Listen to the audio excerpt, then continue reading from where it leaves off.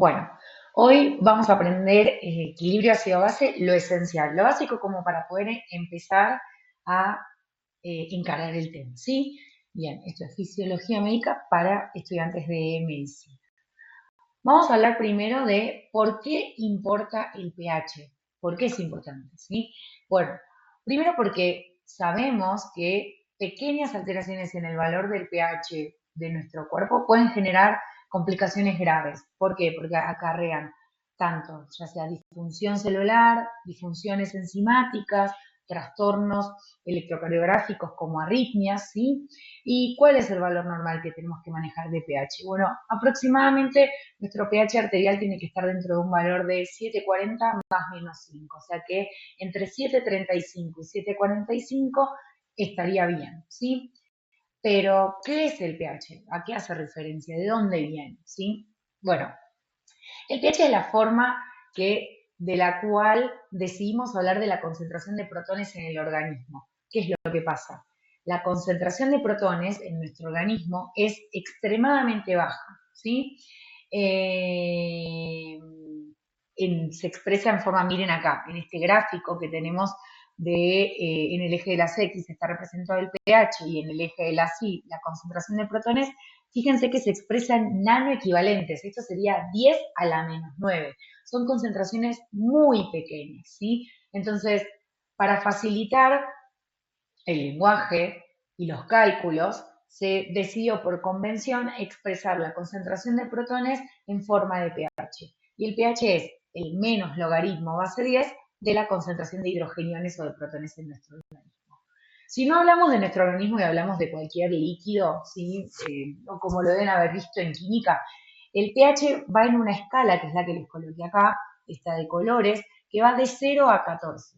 Y como pueden ver es, cuanto más bajo es el pH, 0, que tenemos ahí rojo, la concentración de protones es más alta. Y miren lo que pasa a medida que avanzamos y el pH asciende. La concentración de protones se hace más baja. O sea que la relación es inversamente proporcional. Y este cambio que tenemos que hacer, de pensarlo al revés, ¿sí?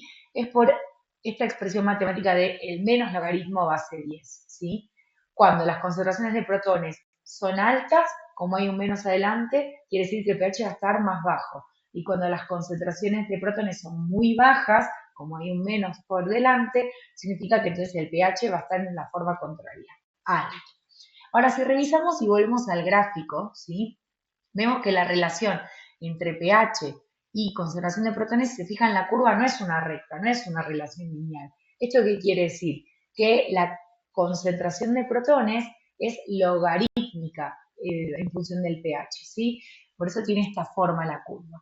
Cuando estamos en 7,40, más o menos 5, dijimos pH normal. Cuando el pH se aleja de 7,35, hablamos de acidemia. Y miren lo que pasa con la concentración de protones. Sigan la curva roja, va incrementando. En 7,40 tenemos más o menos 40 nanoequivalentes, ¿sí? de protones en nuestro compartimento extracelular, pero cuando tenemos, por ejemplo, miren, vayan a 7,20, siguen 7,20, más o menos van a haber 60 nanoequivalentes. Baja el pH, sube la concentración de protones. Ahora, cuando tenemos valores por encima de 7,45, hablamos de alcalemia, alcalosis, ¿sí? Y aquí, ¿qué es lo que va a pasar? La concentración de protones, a medida que sube el pH, entonces los protones tienen que hacer lo contrario, baja la concentración de protones. Vayamos a 7,60. ¿Con cuántas protones se encuentran en concentración en la sangre? 20 nanoequivalentes, ¿sí? Bien. Ahora, ¿de dónde vienen los ácidos en nuestro cuerpo? Bueno, tenemos que hacer una gran clasificación, ¿sí?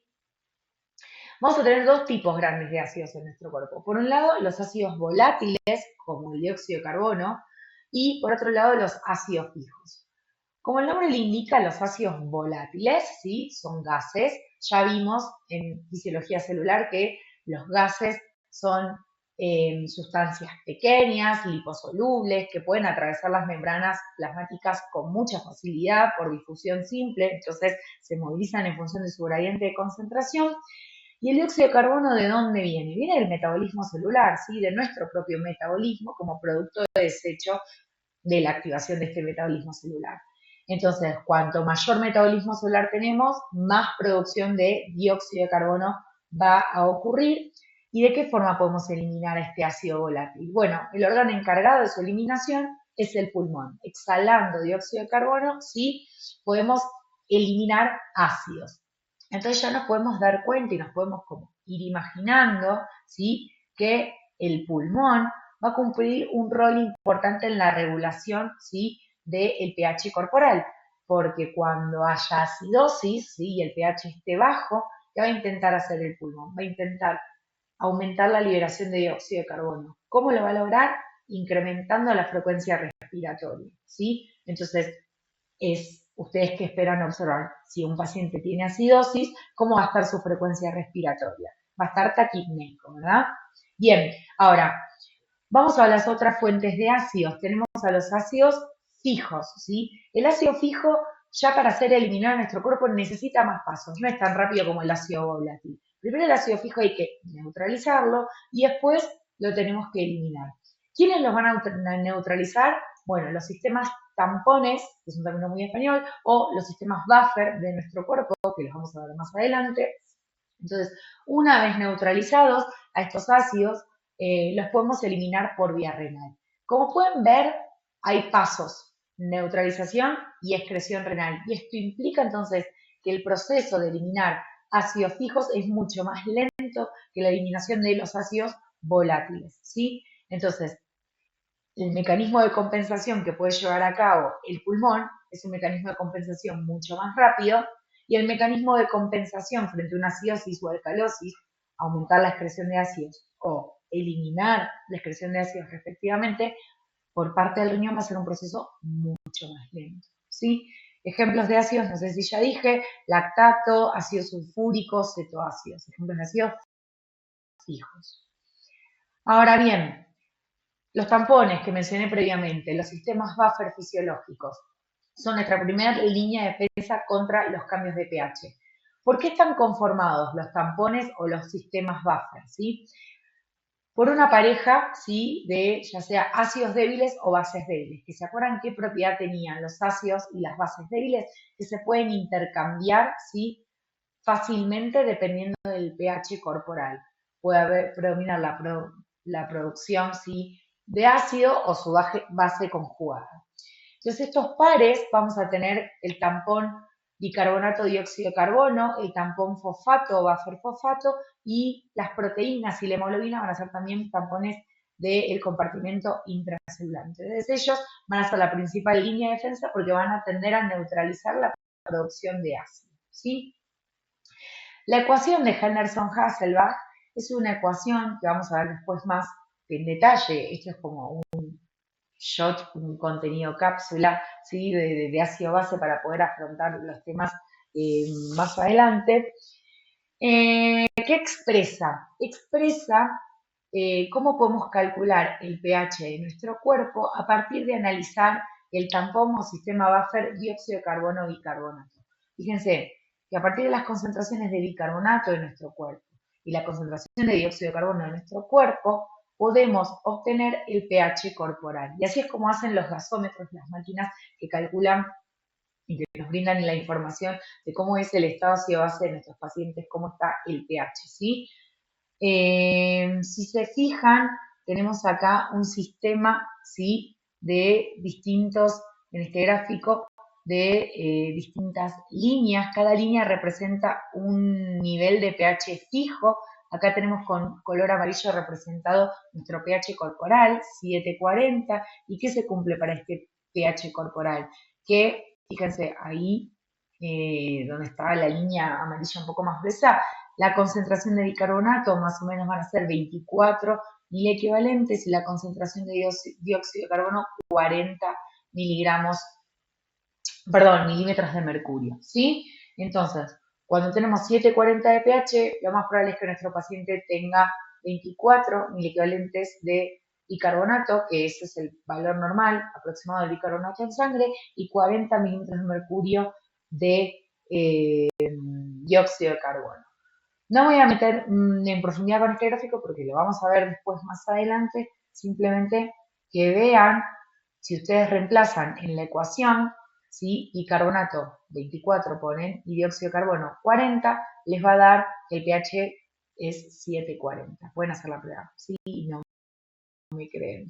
Bueno, dijimos entonces que van a existir mecanismos de compensaciones y hablamos de que vamos a tener trastornos cuando el pH se aleje de su valor normal, que habíamos dicho que era 7,40 más menos 5.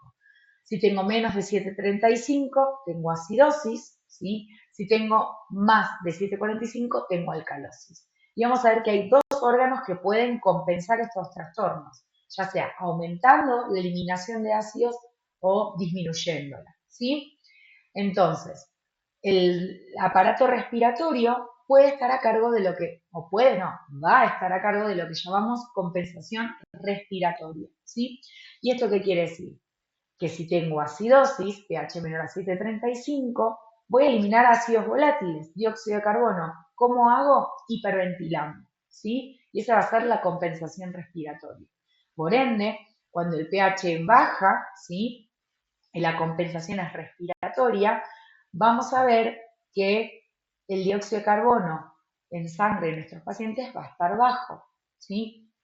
Ahora, en la alcalosis, cuando el pH es 7,45 o más, el pulmón va a hacer todo lo contrario, va a intentar retener ácido volátil, ¿sí? Y para retenerlo, ¿qué va a tener que hacer como mecanismo compensador? Hipoventilar, bajar la frecuencia respiratoria. Entonces, cuando hipoventilo, ¿qué va a pasar con el dióxido de carbono en sangre? Se va a empezar a acumular. Entonces, si se fijan, el mecanismo compensatorio tiene la misma dirección que el pH. Si el pH baja y la compensación es respiratoria, el dióxido de carbono va a bajar. Si el trastorno es alcalosis, el pH sube, el mecanismo compensatorio, cuando es respiratorio, va a generar que el dióxido de carbono suba por hipoventilación. El riñón también se encarga de otro mecanismo de compensación que va a ser la compensación metabólica. ¿Cómo puede compensar los cambios de pH? Bueno, piensa en las funciones del riñón. Reabsorbe bicarbonato, puede generar nuevo bicarbonato y también puede excretar protones a través de la orina. No los excreta libres, sino que estos protones se van a unir con algún tipo de ácido, ¿sí? De aniones generalmente, y vamos a formar fosfato, ¿sí? Y amonio, ¿sí? Bien, entonces para cerrar esta primera introducción, ¿sí? Al estado ácido-base y a sus conceptos más básicos, vamos a analizar un caso clínico.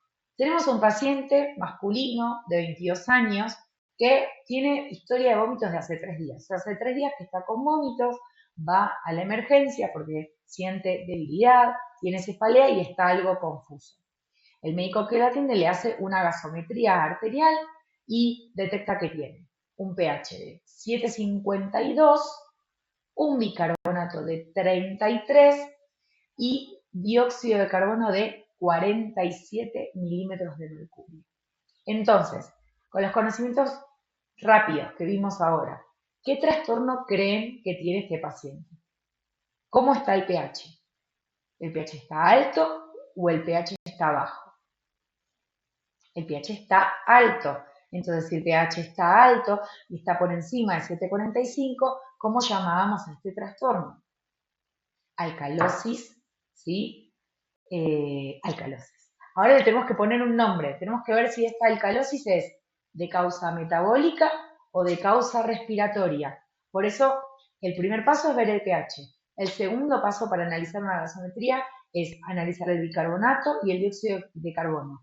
¿Cuál de los dos justifica este cambio en el pH? Entonces, si es una alcalosis y el origen es respiratorio, tendría que tener dióxido de carbono bajo en sangre. El valor normal del dióxido de carbono en sangre, ¿cuánto era? 40 milímetros de mercurio. O sea, que para que sea una alcalosis respiratoria, el paciente tiene que tener menos de 40 milímetros de mercurio de dióxido de carbono. ¿Qué valor tiene nuestro paciente? 47. Está más alto. Entonces el dióxido de carbono no explica por qué el pH está alcalino. Por ende el trastorno tiene que ser metabólico. Fijémonos cómo está el bicarbonato. Valor normal de bicarbonato 24 mil equivalentes, habíamos dicho. Entonces, si el trastorno es metabólico y es una alcalosis metabólica, quiere decir que tengo alcalosis del pH alto porque hay más bicarbonato en sangre. Entonces, el bicarbonato debería estar por encima de 24. ¿Cuánto tiene el paciente? 33. Entonces, es una alcalosis metabólica, ¿sí? Bueno, después, más adelante, les voy a enseñar a fijarnos si el trastorno es mixto o simple, ¿sí? Pero eso en el taller que vamos a hacer de ácido-base en un par de sesiones. Por ahora, con que ya puedan identificar alcalosis metabólica o respiratoria, acidosis metabólica respiratoria, vamos bien y de a poco. Entonces este paciente efectivamente tiene una alcalosis respiratoria y más adelante vamos a ver que su compensación respiratoria es parcial, no es completa, es un trastorno. Bien. Ahora, siguiente diapositiva. ¿Qué aprendimos hoy? ¿Qué aprendimos en esta sesión, en esta cápsula de estado ácido-base? Que el pH lo podemos regular a través de 3 sistemas.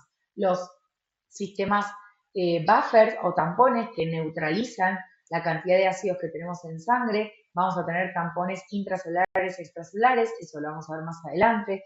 Que también el pH lo podemos regular mediante la excreción o no de ácidos volátiles y fijos, donde participan el aparato respiratorio y el sistema renal, ¿sí? El riñón, que el bicarbonato es el tampón o buffer más importante y relevante del compartimento extracelular y que este sistema buffer, bicarbonato, dióxido de carbono, lo podemos ver expresado en la ecuación de Henderson-Hasselbalch, a partir de la cual, si conocemos dióxido de carbono y bicarbonato del paciente, podemos conocer el pH, que la compensación respiratoria aprendimos que es rápida, ¿sí? Que actúa en minutos, y que la compensación ya metabólica por parte de los riñones es un proceso más largo, ¿sí? Que requiere más pasos y que por ende demora más en el tiempo su respuesta.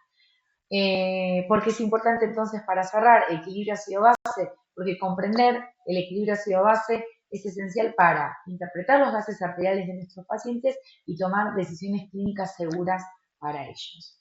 Bueno, me despido, espero que les haya sido útil. Esta es una pequeña introducción, conocimiento cápsula cortito para que puedan enfrentar ahora lo que viene, que es meternos más adentro en el equilibrio ácido-base y entender más en detalle los distintos trastornos que pueden presentar nuestros pacientes. Muchas gracias.